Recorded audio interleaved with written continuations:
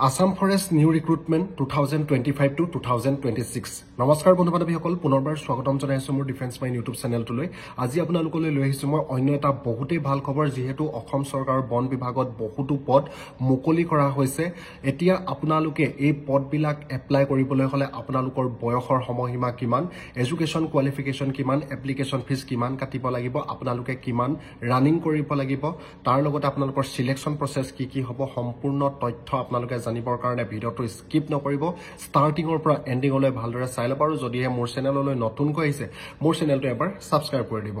বন্ধু বান্ধৱীসকল যিহেতু আপোনালোকে 5-6 মাহৰ আগৰ পৰা শুনি আহিছিলে যে আসাম ফৰেষ্টত বহুতো পদ মুকলি কৰা হ'ব তাৰ লগতে মুখ্যমন্ত্ৰী মাননীয় হিমন্ত বিশ্ব শৰ্মা ছাৰেও ঘোষণা কৰিছিলে দেৰগাঁৱৰ পিঅপি দিনা কৈছিলে যে তেওঁ অসম পুলিচত নতুন পদ মুকলি কৰা হ'ব আৰু তাৰ লগতে অসমৰ বন বিভাগত বহুতো পদ মুকলি কৰা হ'ব সেই দিন আজি ওচৰ চাপি আহিছে আপোনালোকলৈ লৈ আহিছো মই আজি তাৰ উপলক্ষে ভিডিওটি আপোনালোকে ভিডিওটি ভালদৰে চাই ল'ব প্ৰথমৰ পৰা শেষলৈকে স্কিপ নকৰিব বন্ধু বান্ধৱীসকল আসাম ফৰেষ্ট প্ৰটেকশ্যন ফ'ৰ্চ তাৰ লগতে আপোনালোকৰ থাকিব ফৰেষ্ট গাৰ্ড ফৰেষ্ট বেটেলিয়ন আৰু ড্ৰাইভাৰ পোষ্ট এইবিলাক সকলোবিলাক পোষ্ট আছে টোটেল আছে আপোনালোকৰ 2741টা 2741টা পোষ্ট সকলোৰে ভাগ বেলেগ বেলেগ ভাগ আছে আৰু পোষ্টবিলাক ক'ত কিমান খালি আছে মই আপোনালোকক জনাইছো তাৰ লগতে এডুকেশ্যন কোৱালিফিকেশ্যন কিমান লাগিব কিমান এপ্লিকেশ্যন ফিজ কাটিব লাগিব সকলোবিলাক তথ্য জনাইছো আপোনালোকে ভিডিওটি চাই ল'ব Assam forest new recruitment 2025 to 2026 ইয়াৰ ডিপাৰ্টমেণ্টৰ নাম হৈছে গভৰ্ণমেণ্ট অফ আসাম এতিয়া জানো বন্ধু বান্ধৱীসকল ইয়াৰ পদবিলাক যেহেতু ভাগ কৰি দিয়া হৈছে পদবিলাকত আছে আপোনালোকৰ এএফপিএফ কনষ্টেবল যেটো Assam forest protection force constable তাৰ পাছতে আপোনালোকৰ আছে ফৰেষ্ট গাৰ্ড ফৰেষ্টাৰ আছে তাৰ পাছত আপোনালোকৰ কনষ্টেবল আছে আৰু ড্ৰাইভাৰ আছে এতিয়া জানো আহক টোটেল পোষ্ট আছে আপোনালোকৰ 2741টা এএফপিএফ কনষ্টেবল যেটো আসাম ফৰেষ্ট প্ৰটেকশ্যন ফ'ৰ্চত আছে আপোনালোকৰ 981টা পোষ্ট আপোনালোকে 10th আৰু 12 পাছ কৰিলে পদবিলাক এপ্লাই কৰিব পাৰিব আৰু এজ লিমিট 18 পৰা 25 বছৰ বয়সলৈকে আৰু দৰমহা আছে 16800 পৰা 60500 টকালৈকে তাৰ পাছতে ফৰেষ্টাৰ গ্ৰেড 1 পোষ্ট আছে 264টা গ্ৰেজুৱেট হ'ব লাগিব আপোনালোকে এপ্লাই কৰিবলৈ হলে এজ লিমিট 18 পৰা 40 বছৰ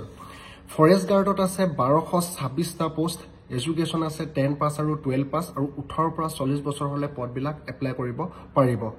তাৰপিছত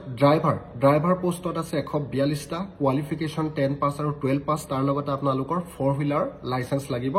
আৰু ড্ৰাইভাৰ কনষ্টেবলত আছে 36টা পোষ্ট 10 পাছ 18 পৰা 40 বছৰ কেণ্ডিডেটে এপ্লাই কৰিব পাৰিব গ্ৰেড 4 পোষ্টত আছে কুক প্লাম্বাৰ তাৰপিছত